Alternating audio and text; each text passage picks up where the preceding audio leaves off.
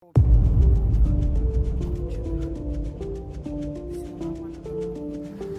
еще один. Вон она, ленточка нахуй.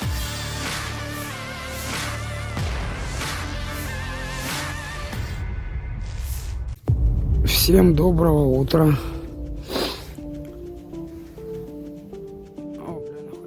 Pasukan Rusia mengklaim telah menduduki sejumlah parit tentara Ukraina di Bakhmut. Satu di antara parit yang direbut tampak dipenuhi mayat tentara Ukraina yang bergelimpangan.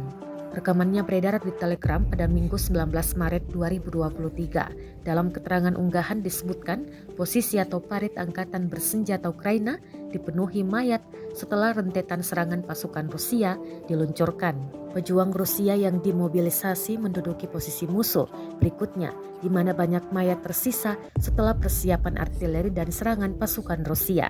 Jelas narasi unggahan. Pasukan Rusia menunjukkan rekaman yang diambil dari kamera ponsel parit pasukan yang mencekam dan membicarakan situasinya. Rekamannya pun menuai berbagai komentar dari warganet. Вот еще один. Вон она, ленточка нахуй. Пукан у него подгорел конкретно. Это после обстрела нахуй здесь. А всякая хуйня валяется. Горелки, хуелки. Это тоже нахуй решил отдохнуть, поспать, прилечь. Это их позиции, блядь. Хохлов, вон он отдыхает, нахуй лежит. Долбоебина ебаная.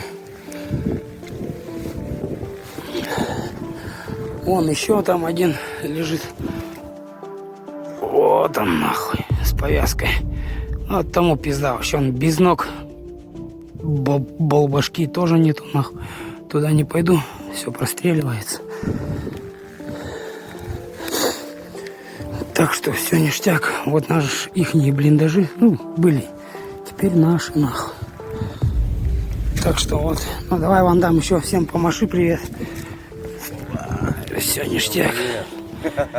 Всем доброе утро. Да, всем доброе утро. У нас утро вот так начинается. Так что не ссыте, мужики, блядь. Нехуй сыча бегать. Сюда езжайте, сука, помогайте нам, нахуй.